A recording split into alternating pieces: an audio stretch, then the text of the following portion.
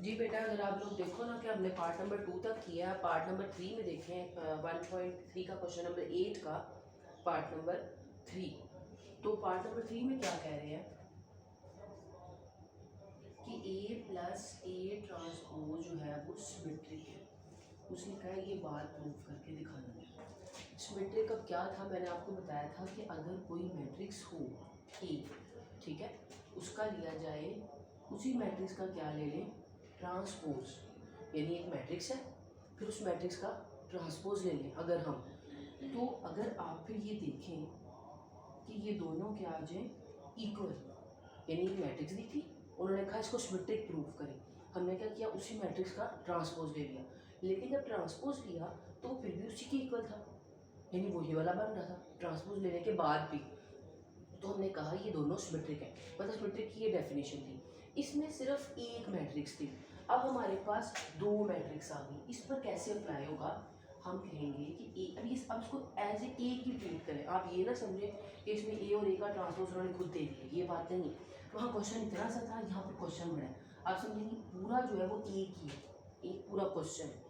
इसका मतलब है ये सिंपल क्वेश्चन है, ठीक है, और इसी क्वेश्चन का मैंने क्या लिया है, ट्रांसपोज। यानी ये सिंपल क्वेश्चन था और इसी का क्या लिया था, ट्रांसपोज। अब वो अलग बात है कि उन्होंने क्वेश्चन ही बड़ा करके दे दिया, ठीक है, उसमें ट्रांसपोज भी आ रहा है और वो भी आ रहा है, तो कोई बात नहीं, वो उसका अपना ट्रांसपोज है। ये ट्रांसपोज वो है जो उन्हें प्रूफ करने के लिए ले रहा है। यानी इसमें भी दो साइडें लगानी पड़ेंगी इस क्वेश्चन में। पहले हम ये लेंगे, फिर हम ये लेंगे, और इन दोनों का आंसर क्या आ जाएगा, इक्वल। तो मैं यहाँ लिख देती हूँ, ठीक है, कि हम इसको लेके ये प्रूफ करना है, टू प्रूफ। ये लास्ट में लिखते होते ही मैं आपके लिए लिखनी थी, ये आपने साइड पे लिख लेना है कि मैंने ये प्रूफ करना है, ठीक है। ये आपने सेंटर में नहीं लिखना, ये क्वेश्चन के साइड पर अगर रफ लिखो या ना लिखो तो भी ठीक है। तो वो क्या है, हमने कहा कि ये चीज़ प्रूफ करनी है, ठीक है। तो मैं अगर लेफ्ट हैंड साइड ले लेती हूँ, यहाँ लेफ्ट हैंड साइड ना लिखो क्योंकि मैं तो ये रफ में लिख रही हूँ ना, ये रफ करके आपने साइड पे करना। अगर लिख दोगे तो कोई मसला नहीं होगा। इसका मतलब पहले ए प्लस ए ट्रांसपोज करना पड़ेगा। तो ए की वैल्यू क्या थी, अगर आप बुक पे देखो 1201, फिर प्लस, फिर ए का ट्रांसपोज का आंसर था। पहले ए का ट्रांसपोज ले लें यहाँ साइड पे, या इधर आप कैसे ले लें, इधर से इसका क्या था, ट्रांसपोज, यानी उसकी जगह उसकी वैल्यू पुट करती है। पहले इसका ट्रांसपोज ले लेते हैं, फिर उसको ऐड कर लेते हैं, फिर इसको ऐसे ही रखना पड़ेगा। इसका ट्रांसपोज ले लें 1201, ट्रांसपोज लेना आता है। इन दोनों को क्या कर लूँ मैं, ऐड कर लूँ। तो ऐड भी कर लेते हैं, इधर क्या हो गया ऐड करके, 2 2 2 2 2 2 जी, वो सबको ऐड किया तो 2 2 ही बना, कोई मसला नहीं है। अब ये मैंने एक साइड सॉल्व कर ली, अब इसको दे देते हैं। अब इसका मतलब था, अब देखो अगर आप ध्यान से, तो ये अंदर वाली वैल्यू को सॉल्व करना है, ब्रैकेट को सॉल्व करना है, जो उसका आंसर आएगा उसका ट्रांसपोज ले लेना है। तो अंदर वाली को सॉल्व किया, अगर मैंने देखिए अंदर वाली को कैसे सॉल्व किया कि ए प्लस ए का ट्रांसपोज लिया और फिर उसका ट्रांसपोज लिया।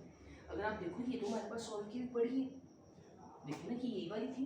तो हम क्या करते हैं कि हमने कहा कि ये थी, हमने इस सारी को सॉल्व किया, ये आ गया, और इसका क्या लेना था, दोबारा से ट्रांसपोज। यानी कहने का मकसद ये होता है कि जो इस वाली साइड का आंसर आता है ना, उसका दोबारा से ट्रांसपोज लेना होता है, ठीक है।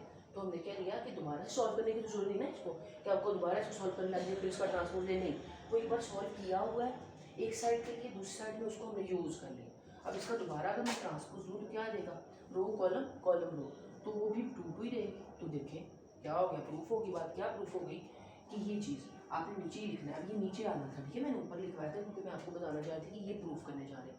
तो हमने लिख देना है hands A plus A transpose is symmetric. ये चीज़ सिमेट्रिक है क्योंकि या सिमेट्रिक, और शो लिख के नीचे आप ये भी बता सकते हो कि A plus A transpose is equal to A plus A transpose का होल ट्रांसपोज, ठीक है। ये बड़ा ही इंपॉर्टेंट क्वेश्चन होता है, तो आप लेकिन एज इट इज़ कर लेना। इसका जो पार्ट नंबर ये 3 करवाया था मैंने, बिल्कुल इसी तरह का पार्ट नंबर 5 है, वो आपने खुद होमवर्क में करना है।